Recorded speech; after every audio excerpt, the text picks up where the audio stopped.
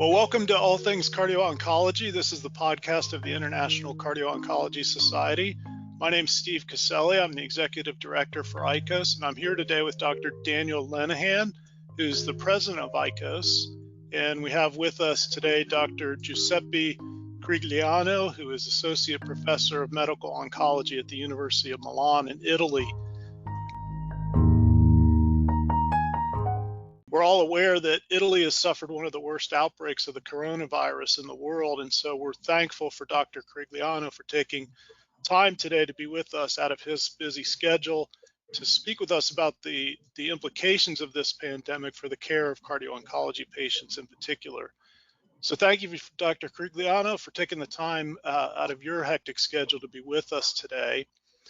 Maybe we can just begin by you describing for us how the COVID situation has affected your care, the care that you're providing for your patients with cancer. So thank you very much for this very interesting question, I believe. You know, once the pandemic started in Italy, it was March 2020, and we had all the intensive care unit devastated by thousands of patients coming to the hospital. So what to do in this specific situation? As a doctor working in the cancer field, the first action was to allocate resources.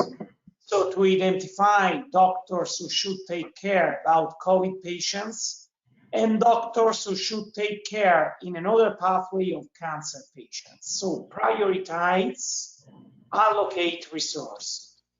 So the most important thing was how to prioritize cancer treatment. You know, it was very important to understand that even if the COVID-19 pandemic was ongoing, you should guarantee the best of care to cancer patients, both in the early cancer setting or in the metastatic cancer setting. So we defined some specific priorities in order to get access to surgery to some patients, to get access to chemotherapy, targeted therapy, and radiation therapy. I worked a lot in collaboration with the European Society for Medical Oncology in order to define the best prioritization setting for any type of disease, and in order to have an expert opinion on which type of approach we should manage to take care of our patients. So first, allocate resource. Second, prioritize. And finally, the other important action that we took was to define specific hospitals in the area of Milan that were COVID safe. So let's say, since we have so many patients arriving in many hospitals, we need to define some hospital just for patients with cardiovascular emergencies and some hospital for patients with cancer emergencies. So we had an organization in hub and spokes.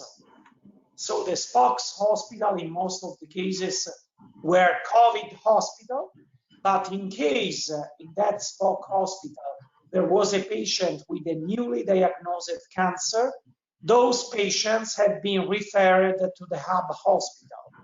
We did, of course, the testing for SARS-CoV-2, and in case the patient was negative, he was, of course, a candidate for surgery, if surgery was the first indication, or chemotherapy, or targeted therapy. Excellent.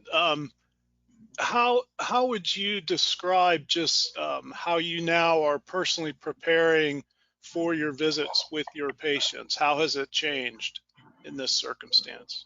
You know, actually, since we flattened the curve in 3 weeks from now the number of cases in my hospital and in Regione Lombardia are decreasing. So yesterday in all Italy, the number of new cases were 350 and just 90 in the area of Milan.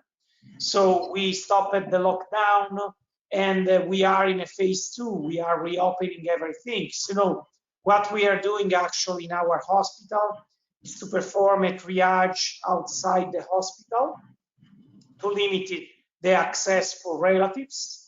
Any patient may have access in the hospital following a triage, and of course all the patients and all the medical oncologists should wear personal protective equipment. So we are actually in another phase, and we can better manage the relationship with our patients, and we can better also take care of them.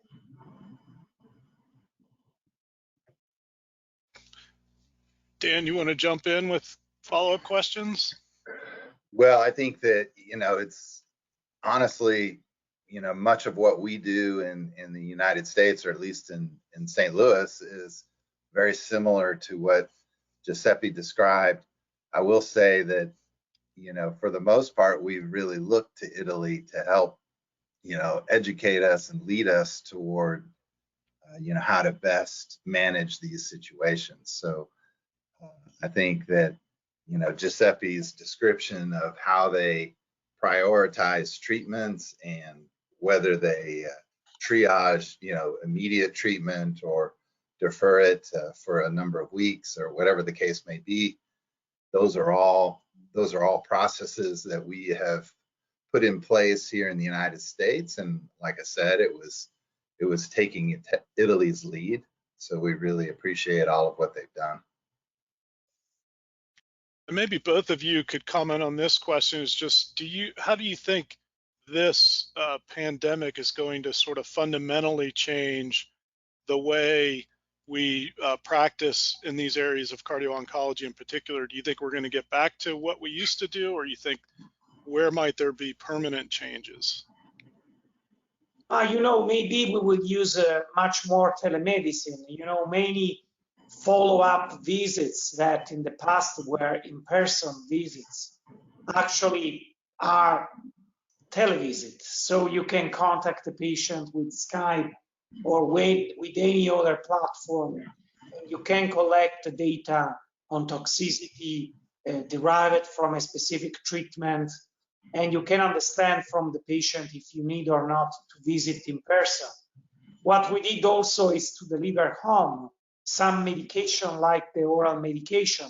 So I believe that something will change, at least in order to implement technologies that may allow any type of medical evaluation with telemedicine. This is my opinion. Yeah, I would agree. Absolutely. I think that if I had to think of negative things that came from, the whole COVID pandemic, I could have a long list. The most obvious is just the need to use PPE or personal protective equipment, for every visit and every situation in which you work. So that is clearly a problem, and it's not only is it an inconvenience, but it's a tremendous expense. So that's the downside to what has happened with the COVID pandemic. But the upside, without a question, is what Giuseppe was just describing. I think that we have been thinking about and, discussing things with our institution about doing telemedicine for years, and we could never get them to really kind of get over the hump and start it. And because of the pandemic, they immediately figured that out, like instantly. And so we have been using telemedicine for weeks now. And just as Giuseppe said, I think that is, in many situations, that's a significant advance. People don't have to travel to Milano or St. Louis. If they live in a more rural community, they can get their follow-up in that way. And then also you can extend your expertise farther away than what you currently could do. I mean, I'm sure there are examples that Giuseppe would say that, people outside of Milano never even came to their institution for evaluation because of physical barriers, whether it be traveling or expense, et cetera. and having telemedicine as an option would really change the game. Yes. And what about, I know both of you have been involved in some discussions regarding screening of patients in this current situation, following up on patients who have cancer now. How has your practice had to change in these regards? Oh yes, regarding the screening, this is a very good question, I believe. So once we were in the middle of the pandemics, it was not possible to screen everyone for SARS-CoV-2. So, you know, in the beginning, we screened just symptomatic patients. Also, one symptom was enough to propose a screening. But, you know, actually, we have less patients. So we decided, as for internal policy, that any patient who will have access to our hospital now that we have less cases will be tested. And what we are discovering that we have a percentage of patients that are asymptomatic and are positive for RT-PCR. So it will be very important to identify those patients that are asymptomatic in order to limit the potential of infection in the context of an hospital that should be COVID safe, since we have to take care of cancer patients. So we just launched the project actually, and it will be a 3-month project, and all patients who will come to the hospital to receive a surgical procedure or to start a new treatment will be tested for SARS-CoV-2, and we will do a dual testing. The first one will be the swab, and so RNA extraction, and the second one will be the serological testing for IgG and IgM. So now this is possible. It's a methodology to screen, to identify the asymptomatic positive, and to isolate them in order to avoid a new spreading of the virus. Dan, any thoughts on that? No, I mean, I agree with all that. You know, if we think about it from a cardiology procedural point of view, we've had to adopt a very similar approach to what Giuseppe just described. So I don't think, in essence, there's any difference there. I think it's a reality of the current day. It's never going to go back. You know, we won't go back to what existed in January of 2020, at least in the US. We won't go back to that time. So it's a different day now. And Giuseppe, what about following up on your cancer patients? Have you modified how you're following up? Are you keeping them away from the hospital, trying to do more testing at a distance, or how are you modifying your procedures of dealing with your patients? You know, we modified during the pandemics, of course, the so-called low-risk patients. There are a lot of patients with low-risk overlaps or receiving oral treatment. So we decided for all those patients to avoid the access to the hospital. So let's assume you have a tumor with a very low risk of relapse. There is no need to come to the hospital to do follow-up screening and something like this. So we concentrated really for patients with an high-risk cancer, and for all those patients for which really the access to the hospital was mandatory. And Dan, what about you with the heart monitoring of your patients? Yeah, I mean, I think that's a really important question, because I think in some situations we, over the years, have been reliant on cardiology testing, and in particular testing that would require people come to a hospital or a location. And So we had gotten very comfortable with doing those tests on a fairly frequent basis. And in some patients, that's an important way of monitoring, but in other patients, it's probably not necessary. So I think that figuring out which patients need to be monitored closely by serial imaging versus those that could be monitored by blood tests or just telemedicine or some other form of connection to the patient that doesn't involve a detailed test. I think, these are the areas that we really need to define now. And I certainly think cardiac biomarkers or blood tests can be a way of screening for people that are at high risk. Just like Giuseppe was saying, people that are at low risk, we don't need to monitor them as closely as we once did, but people at high risk, maybe we do. So I think that using the cardiac biomarkers is probably a very important strategy and should be very cost effective. And what do you all think about just the future in terms of where we're headed with reinstituting, large gatherings for physicians, for patient conferences, survivor groups, those kinds of things? How do you think that's going to be different for us going forward? I was writing this morning an editorial for a newspaper in Italy, and the question was exactly the same. So if you look about history of pandemics, we had the first pandemic event in 2002.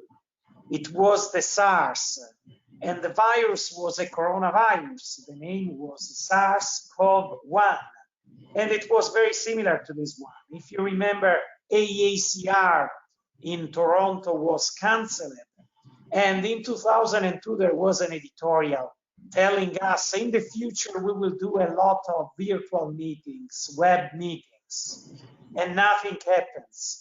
Then we had another pandemic in 2012. It was the MERS. The same thing, we will do virtual meetings. So I am not so sure that this will change.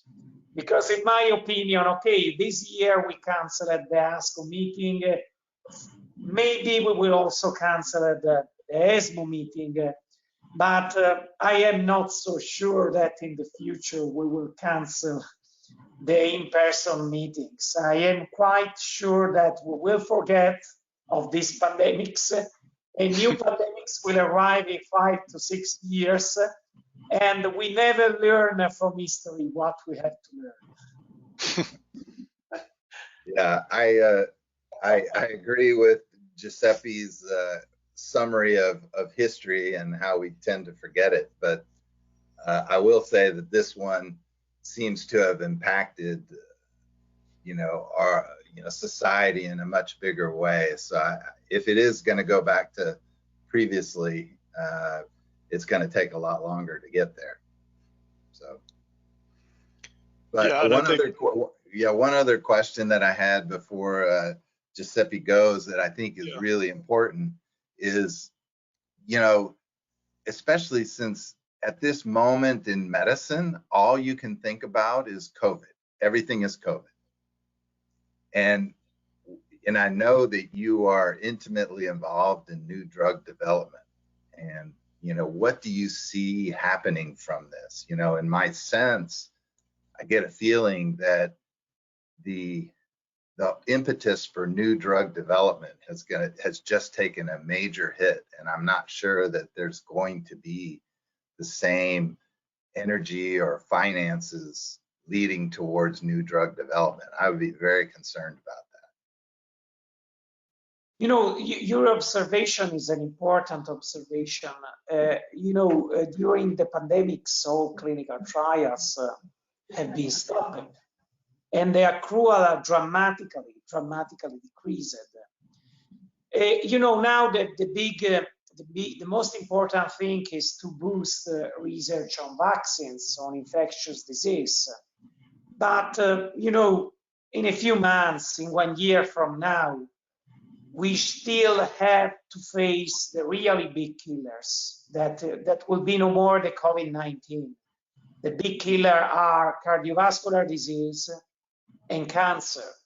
And I believe that in the future, there will be a lot of attention again for our patients.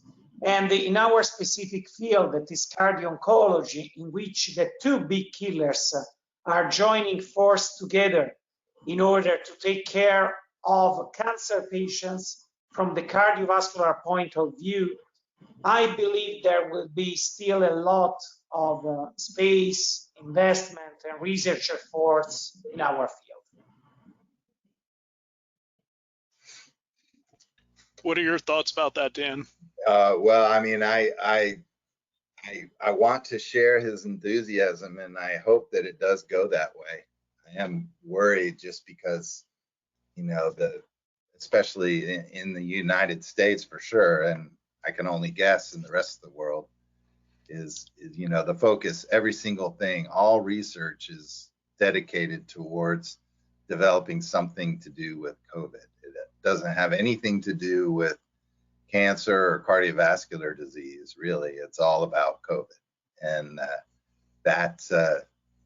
it's like, you know, the problem is that that's just a temporary thing. It's a virus that happens to be here. There's going to be another virus coming sometime soon. And, you know, I think that cancer and heart disease are not going away, and they never did. And so I just hope that the medical community can refocus back on the issues that they were really gaining such tremendous success in. And you know, I hope that it goes back that way.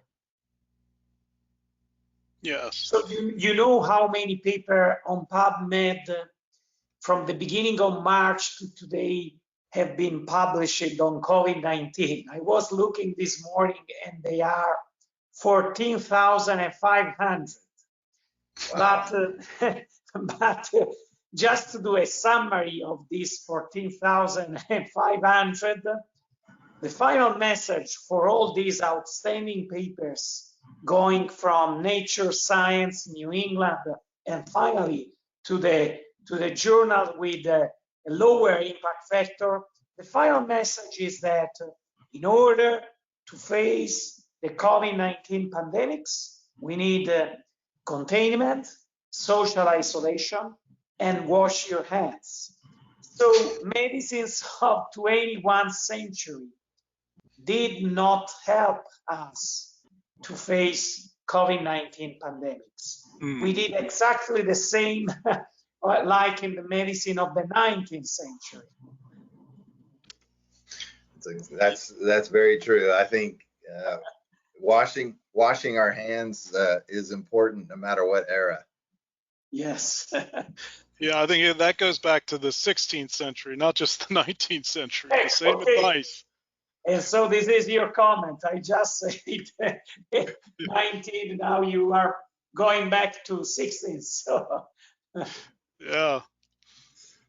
All right. Well, thank you so much, Giuseppe. We really appreciate you taking the time out of your very busy schedule, and certainly we see you and your colleagues as leaders in how we manage these issues. So thank you so much for all your great effort. Thank you so much for your invitation. It was really a pleasure, and stay safe. All right. You too. Thank you. Bye-bye. Bye-bye.